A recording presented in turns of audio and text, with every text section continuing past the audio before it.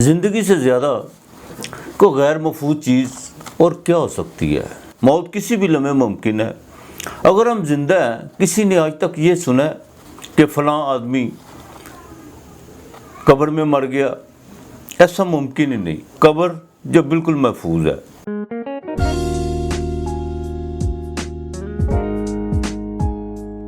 बिस्मिल्लाहिर्रहमानिर्रहीम। अल्लाहुम्मा सल्लि अला मुहम्मदिन व आले मुहम्मद।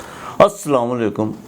आपका एस्ट्रोलॉजर फवाद वसीम। सबसे पहले मेरा चैनल सब्सक्राइब कीजिए और बेल आइकॉन का बटन दबाइए ताकि मेरी तमाम वीडियोस आप तक पहुंच सकें। कुंडली यानी ज़ायचे में 12 घर आप सबको पता है, और ये 12 के 12 घर अपनी अहमियत के हामिल आप हैं। चाहे वो पहला घर हो, 7वां हो, 8वां हो, कोई भी घर हो। लेकिन कुंडली में कुछ ऐसे भी घर हैं जिनमें मेरे अक्सर दोस्त सुनने वाले ये कहते हैं कि अगर काश ये घर ना होते तो ज़िंदगी का अजीब मज़ा होता, ज़िंदगी में कोई मसाइब भी ना होते। यानी छठा, 8वां और 12वां घर, जिसे वैदिक एस्ट्रोलॉजी में बाकायदा तिरक भाव कहते हैं। अब ये छठा, 8वां, 12वां घर, ये तीनों शुभ घर है, लेकिन इनसे ज़्यादा अशुभ जो घर है वो 8वां घर है। 8वां घर जो अनएक्सपेक्टेड है। लेकिन मैं अपने दोस्तों से एक बात कहना चाहता हूँ कि अगर जीवन में चुनौतियाँ ना हो तो वो जीवन किस काम का। देखें, जो सुख देखेगा वो दुख भी देखेगा, और जो दुख देखेगा वो सुख भी देखेगा। अगर आप सुख के नगर में रहना चाहते हैं तो दुख के द्वार से बिल्कुल गुजरना होगा। ये कुदरत का कानून है। जैसे मैंने पहले कहा कि 8वां घर जो बिल्कुल अशुभ घर है, यानी मसाइब का घर है। आज हम 8वें घर पर बात करेंगे। 8वां घर है क्या और इसकी मंसूबात क्या हैं। 8वां घर जो बाकायदा मौत का घर है, वरासत, वसीयत, अनएक्सपेक्टेड चेंजिंग, मसाइब, कोई ना कोई समस्या। लेकिन ये लंबी उम्र का घर भी है। और सबसे बड़ी बात ये है कि ये छुपे हुआ ख़जाना, और ज़मीन में जितने भी मादनियात हैं ये सब 8वें घर से रिलेटेड है। और बीमारी का तूल पकड़ना ये भी 8वें घर से मंसूब है। अगर मेडिकल की रूह से देखें तो इंसान की शर्मगाह यानी जाए मखसूसा, ये भी 8वें घर से रिलेटेड है। मेरा अपना तजर्बा हो सकता है गलत भी हो। ये मैं किसी एस्ट्रोलॉजर या किसी की सुनी सुनाई बात बिल्कुल नहीं कर रहा। मेरा अपना गौर व फिक्र है, गलत भी हो सकता है। कुछ लोग मेरे जो एस्ट्रोलॉजर भाई हैं वो इसको ना भी अपील करें तो कोई ऐसी बात नहीं है, मेरा अपना है। इंसान का पहले से लेकर 8वें घर तक ये दुनियादार के घर है। इंसान पहले घर में पैदा होता है, पहले घर से पैदा होकर खाता है, पीता, होश संभालता है, इब्तदाई तालीम, माँ, बहन, भाई, फिर शादी, बिजनेस, शराकत, औलाद। उसके बाद 8वें घर में बीमारियां लेकर 8वें घर में रुखसत हो जाता है। ये दुनियादार के घर हैं। मेरा नहीं ख्याल कि दुनियादार 8वें घर से ऊपर निकलता हो। बाकी जो 4 घर हैं वो सूफ़ी के घर हैं, वो फ़कीर के घर हैं, वो उसके घर हैं जो अपनी हस्ती को पा लेता है। 9वां घर रूहानियत का। हालांकि 8वां घर समाधि का भी होता है। हाँ, जो समाधि, जो इंसान, समाधि का मतलब जो अपने अंदर उतरता है। घर इंसान की ज़िंदगी में तब्दीली 8वें घर से आती है।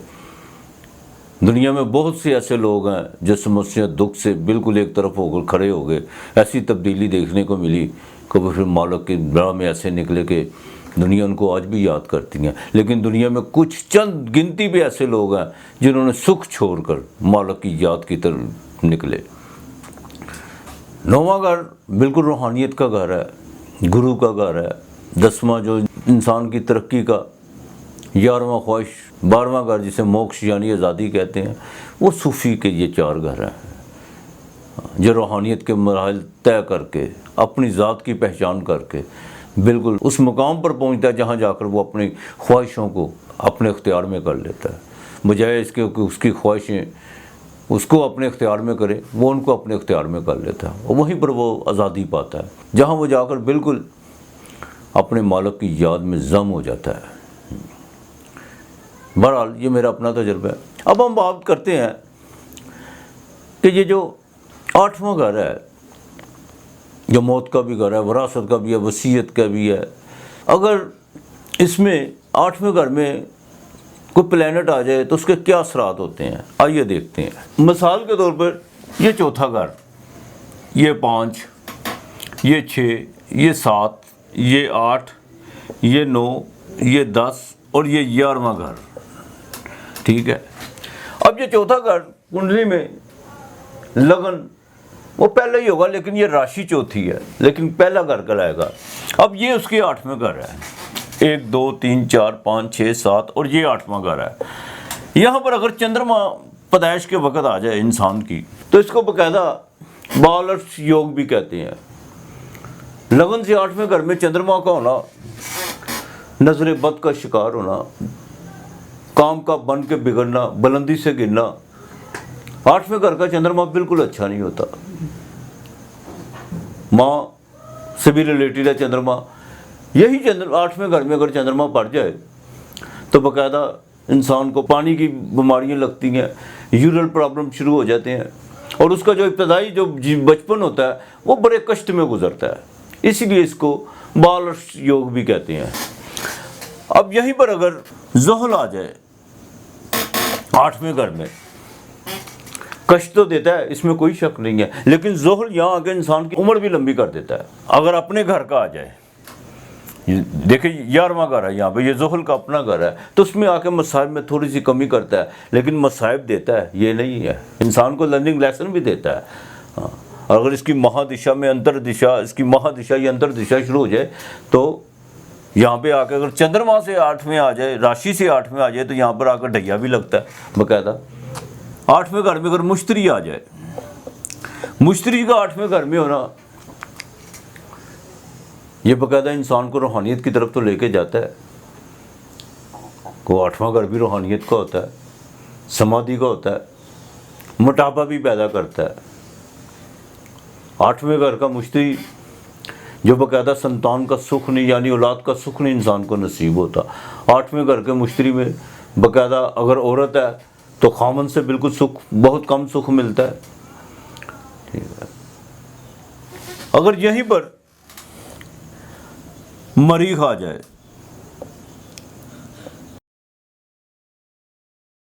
مریخ یہاں پہ آ کے منگل دوش لگ جاتا ہے۔ منگل دوش شادی کا نہ ہونا، بہن بھائیوں کے ساتھ اختلافات کا شدید سے شدید تر ہوتے چلے جانا، پراپرٹی کا اگر کوئی کام کرے تو بالکل اس میں نقصان۔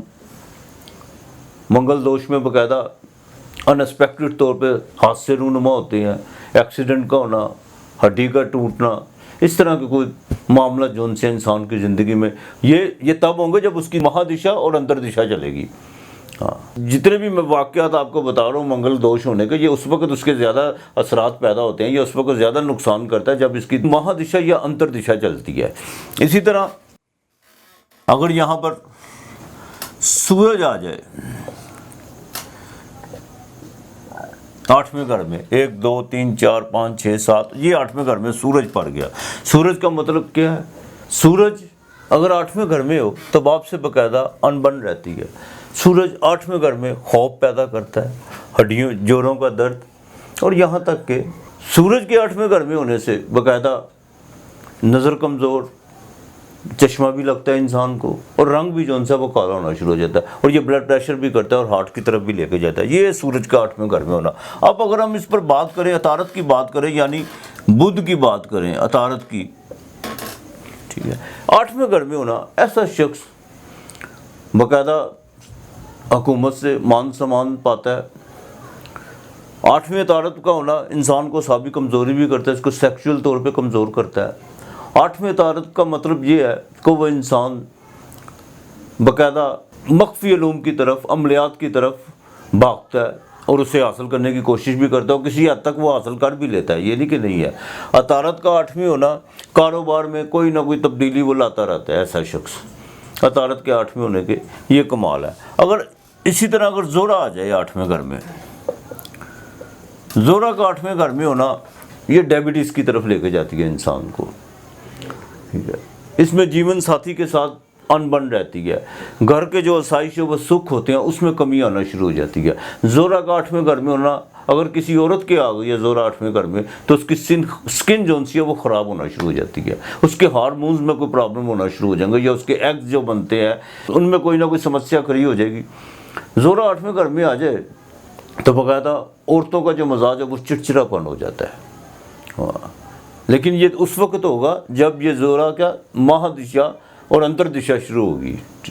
हाँ, इसी तरह अगर हम बात करें यहाँ पर राहु आ जाए, राहु एक ऐसा गिरा है जिसे हम शैडो भी कहते हैं, ये सबसे बुरा माना जाता है 8वें घर में, यानी सबसे अशुभ। ये इंसान को 8वें घर में खौफ में मुब्तला रखता है। ऐसा शख्स इत्मीनान के बिल्कुल काबिल नहीं होता अगर 8वें घर में राहु हो। ऐसा शख्स जब बिल्कुल जगरालू चिड़चिड़ापन उसमें होगा, और उसको ऐसी ऐसी बीमारियां लगती हैं जो उसको नहीं पता होता कि उसके अंदर क्या चल रहा है, लेकिन ऐन मौके पर आकर, बिल्कुल ऐन मौके पर आकर जो सा वो बीमारियां जो सी डायग्नोज होती हैं, और डॉक्टर कहते हैं तुमको तो ये हो गया, या कैंसर हो गया, या फलां हो गया। ये राहु के 8वें घर के होने का कमाल है। अगर इसी तरह यहाँ पर केत आ जाए 8वें घर में, 8वें घर में केत आ जाए तो ऐसा इंसान बाकायदा समाधि की तरफ जाता है, दोस्तियों में हमेशा नुकसान उठाता है। 8वें घर में केत को ना, अब विरासत में उसको कुछ नहीं मिलता। हाँ, अगर उसका कोई विरासत में हिस्सा है तो बिल्कुल वो बहन भाई उसकी विरासत को गज़ब उसको बिल्कुल हज़म कर जाते हैं, विरासत में उसको कुछ नहीं मिलता। 8वें घर में अगर केत औरत को या मर्द को पड़ जाए तो उसको ऐसी बीमारियां लगती हैं, उनके मेडिकल रिपोर्ट में भी कुछ नहीं आता। लेकिन 8वें घर में अगर केत हो, ये भी ऐसे रोग पैदा करता है जो इंसान को बड़ी देर बाद जाके पता चलता है कि उसको बीमारी क्या है, लेकिन उस वक़्त उसके हाथ से बिल्कुल मौका निकल गया होता है। 8वें केत का ये कमाल है। अब आपने देखा कि आपकी कुंडली में कौन सा प्लैनेट 8वें घर में है। अगर मिसाल के तौर पर 2 या 3 प्लैनेट इकट्ठे हैं तो वो बाकायदा एक योग बनेगा।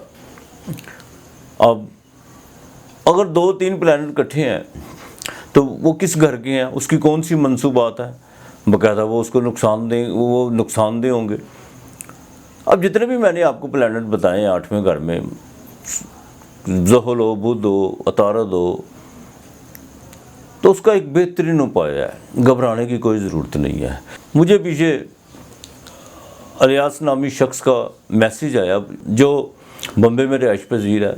उसने कहा मैंने अपने फलां पंडित से कुंडली बनवाई, तो मुझे बड़ी हैरानगी होती है जब वो हमें कहते हैं कि सूरज की पूजा करो, ये करो। हम बस ये मुसलमान ये नहीं कर सकते, क्यों हमारे ईमान का हिस्सा ही नहीं है ये चीज़। हम सिर्फ एक खुदा पे यकीन रखते हैं। कि मुझे मंगल दोष लगा हुआ है, उसका स्टैंडर्ड कैंसर, और स्टैंडर्ड का मालक यानी मून बिल्कुल लगन से 8वें घर में, मंगल भी वहाँ बैठा हुआ, तो तकरीबन 1 या 1.5 डिग्री पे था।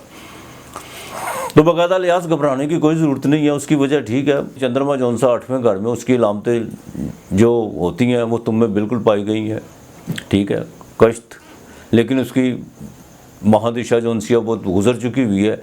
और मंगल जो भी आया ही है वो भी मंगल दोष नहीं लगेगा उस पर, अब वो मंगल दोष नहीं कहलाएगा। हाँ, अभी तो वो आया ही है, तकरीबन 1 डिग्री पे है, तो घबराने फिक्र करने की कोई बात नहीं है। अब बात ये है कि जिन लोगों के 8वें घर में है उनके लिए सिर्फ एक ही उपाय। आज मैं ये नहीं कहूँगा कि ये फेंक दो वो फेंक दो, आप यकीन करिए कि जिनके भी जायचे में अगर 8वें घर में अगर कोई भी प्लैनेट बैठा है, या 3 प्लैनेट बैठे हैं, या 2 बैठे हैं, या 1 बैठा है, या लगन का मालक बैठा है, तो घबराने की कोई ज़रूरत नहीं है इसमें। बाकायदा आप लोगों को चाहिए जितना मालक की याद में आप गर्क हो सकते हैं तो हो जाए। देखिए ये 8वां घर ही आपके लिए दुख का घर ही सुख का घर बन जाएगा। अनएक्सपेक्टेड चेंजिंग जिसे कहते हैं, ये दुख का घर ही सुख का घर बन जाएगा। हर पॉजिटिव चीज़ से नेगेटिव निकलती है, नेगेटिव से पॉजिटिव निकलती है, ये कानून फितरत है। मैं लिहाज तुमको भी बोलूँगा कि मालक की याद में गर्क हो जाओ, जितना अपने मालक को याद कर सकते हो करो। और रेमेडी अक्सर आप लोगों को पता ही है, जाहिर है जो सुनने का शौक़ रखते हैं उनको वो तो अब हमें बल्कि सिखाते हैं, इस तरह वो सीख चुके हो, मेरे को वो बल्कि हमें सिखाते हैं। तो बहरहाल फ़िक्र करने की कोई बात नहीं है, सिर्फ मालक की याद की तरफ आपका ध्यान हो तो हर चीज़ हर समस्या बिल्कुल ख़त्म हो जाती है। एक बात आखिर में जो मैं आपसे कहना चाहूँगा, रब को सुख में जितना हो याद करें, सुख में जितना रब को याद करेंगे उतना सुख के द्वार पे आप जाकर खड़े हो जाएंगे। یا سکھ آپ کے قریب آتا جائے گا. ہاں دکھ میں یاد کرنا کیا یاد کرنا ہوگا, سکھ میں جتنا ہوتا ہے جھک جاؤ. بہرحال فکر کرنے کی کوئی بات نہیں ہے. اگر کسی کو کوئی 8ویں گھر میں ہے تو باقاعدہ مجھ سے فون کر کے پوچھ سکتا ہے. ہاں یا اپنی کنڈلی کے متعلق جس کو پتہ ہو کہ میرے 8ویں گھر میں یہ بیٹھے ہیں, میں بالکل بتاؤں گا, اور بالکل فری ان سے شیئر کروں گا. جس کا کوئی معاوضہ نہیں ہوگا تو انشاءاللہ تعالیٰ اپنا اور اپنے پیاروں کا خیال رکھیے گا. ارد گرد کا ماحول صاف رکھیے گا. خدا ہم سب کا حامی و ناصر رہے, بلکہ تمام بنی نوع انسان پر اپنی رحمت نازل فرمائے. آج اتنا ہی. خدا حافظ.